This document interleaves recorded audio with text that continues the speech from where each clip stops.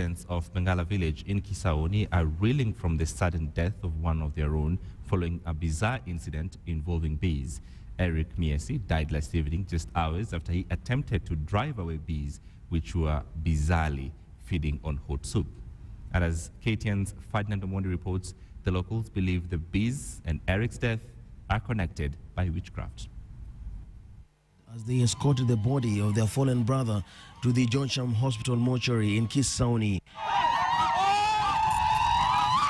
Only 2 days earlier, Eric Miesi was a bubbly young man loved by many. Now his life has been cut short by a quick succession of bizarre incidents. His death is blamed on a swarm of bees. And no, he did not die by stinging. It all started on Sunday when a swarm of bees suddenly appeared in the laid-back village of Bengala. Of all the places to settle, they chose a zone of heat where Mama Mariam Ali was preparing beef. It was Eric who volunteered to test the, quote, naturalness of the bees. Mimi nikaenda nikachukua bike hapa, nikalipa pesa ya kwenda na kurejea hapa, nikaenda kanunua ndimu kule kwa shamba lingine kwa mlanguzi. Na nikasema kabla kama nyuki ni kweli wataenda, kama sio kweli basi wanyuki watabakia hapa. The next day, things took a strange twist. Eric, the only man who openly challenged the woman, suddenly fell seriously ill. Amefura sehemu za siri. Amefura mbaya, tumbo imefura, mwili mzima legeo. Preachers were called and locals joined them in spirited prayers to exorcise the demons believed to be behind the sudden attack on his body. But the prayers bore no fruit.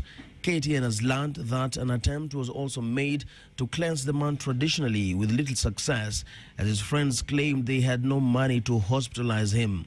Eric died later in the evening within 12 hours of his mystery attack.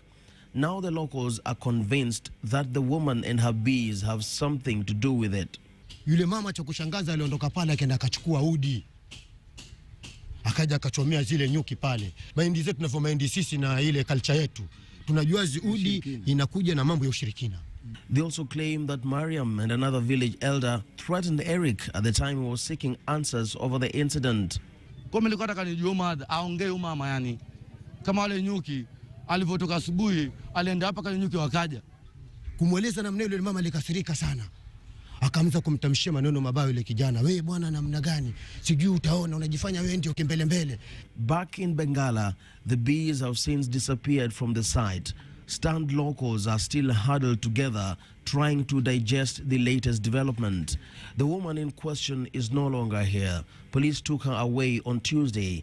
KTN has since learned that it was not an arrest, rather a rescue from irate locals who see her as the villain and are now demanding justice for Eric. Leo naongea, utanikesho sijui itakuwa vipi. Kwa sababu juzi mwenzangu aliongea na leo tayari kwa mochari. The curious case of bees which love hot soup and bitter lemon left the residents of Bengala reeling. But after the death of Eric, even more questions are now being raised by the residents. Was this pure coincidence or was black magic playing before their very eyes, and tragically so? Ferdinand Omondi, KTN, Bengala, Kisauni, Mombasa.